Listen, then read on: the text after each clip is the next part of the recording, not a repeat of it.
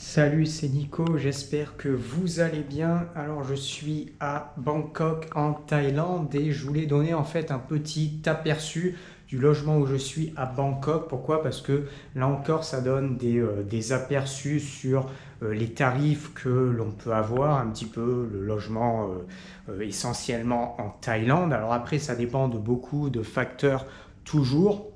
Quoi qu'il en soit, aujourd'hui, je suis arrivé dans cet endroit-là. Alors, je suis bien positionné. En fait, je suis à peu près à 2 kilomètres vraiment du centre-ville animé de Bangkok, qui est Sukhumvit avec les shopping malls, tout ça. Je suis à peu près à deux arrêts en termes de BTS train.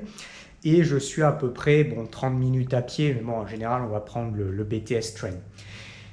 Donc je suis dans le quartier Silom, qui est un quartier assez animé, et j'ai trouvé ce Airbnb. En fait, ce Airbnb, il me coûte pour le mois, je l'ai trouvé à 430 euros. 430 euros, je pense que j'ai fait un très très bon deal, très très bon marché. Pourquoi? Parce que c'est un appartement qui fait 35-40 mètres carrés. Alors il n'y a pas forcément de chambre séparée. Par contre, vraiment, c'est large, c'est grand, c'est bien positionné. Et franchement, c'est plutôt pas mal.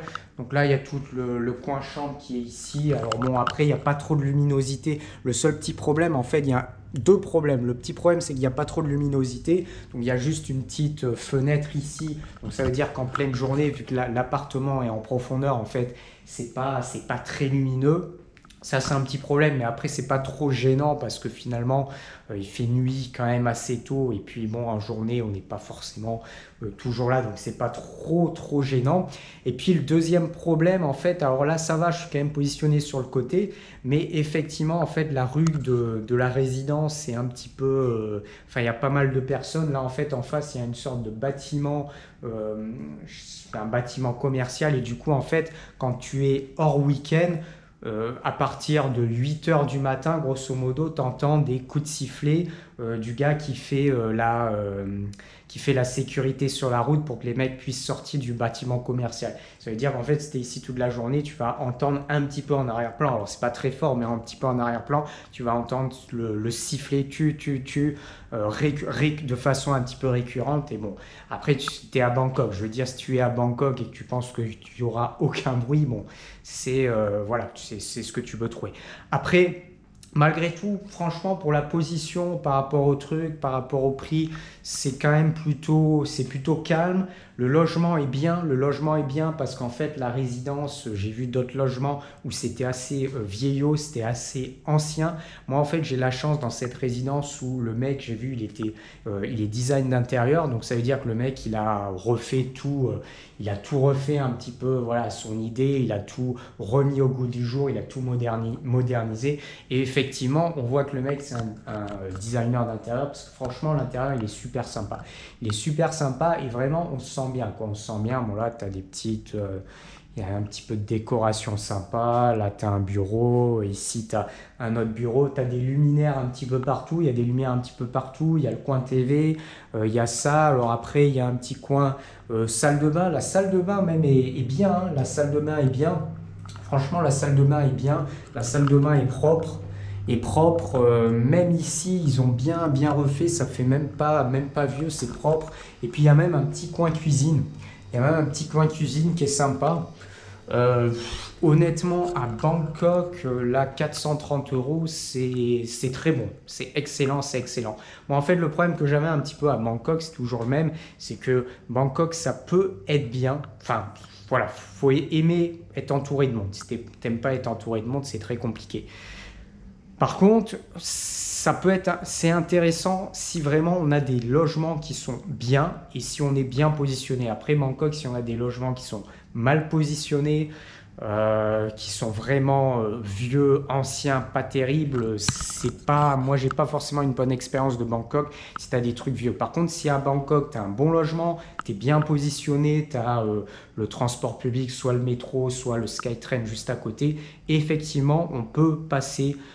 Ça peut être vraiment bien d'être à Bangkok. Mais je pense qu'il faut quand même avoir un bon appart Je pense qu'il faut quand même être bien positionné. En fait, si tu n'as pas ça, ça complique quand même un petit peu les choses et ça joue énormément. Ça joue énormément. Donc là encore une fois, j'ai envie de dire, on reste quand même. Alors là, c'est du Airbnb. Après, sur du logement long terme, il y a des prix qui sont toujours un petit peu différents, tout ça. Après, il faut pas se leurrer, c'est que ça reste quand même, je pense, ça reste un très bon prix parce que finalement, tu es dans une capitale, grosse capitale, tu es positionné à 2 kilomètres du centre-ville où tu as tout, tu as le transport public qui est à côté, il y a quasiment 40 mètres carrés et ça a bien été refait. Il y a également une piscine et une petite salle de sport au 5e étage.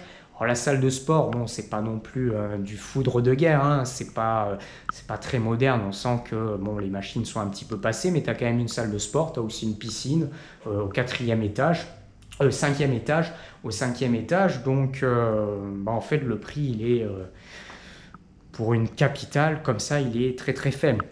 Il est très très faible finalement, c'est vraiment très très bon marché, c'est vraiment très très bon marché. Donc là encore, ben, on peut vraiment trouver des prix attractifs même en pleine ville, même en pleine ville ici en Thaïlande, parce que ça, ben, pour moi en fait c'est un coût, je dirais que je qualifie de normal, que je qualifie de normal. Après bon, comme je te dis, là encore, c'est pareil. Il faut voir où c'est que c'est les coûts de la vie. T'as certains pays, en fait, tu as dans une capitale, indépendamment d'avoir des problèmes qui sont liés à la capitale, en plus de ça, tu vas payer ton logement 1 500 euros. Tu vois, tu vas payer un 35 mètres carrés, un 40 mètres carrés, 1 500 euros.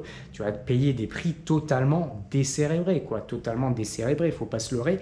Et là, effectivement, ben, tu vois le prix réel, bon, ben, c'est 430 euros. Et 430 euros, t'es bien positionné, t'es tranquille. Donc voilà. Donc petit aperçu, un exemple d'un appartement Bangkok loué en Airbnb en ce moment. Euh, Bien, franchement bien. Là, je suis vraiment très content, très content. Alors, j'avais pas fait ma recherche à l'arrache, hein. La recherche, j'avais fait 2 soirées complètes pour vraiment bien cibler en termes aussi bien de prix que si l'appartement pouvait être attractif, on pouvait se sentir bien en termes de lieu également. J'avais fait 2 soirées complètes pour vraiment trouver quelque chose de bien.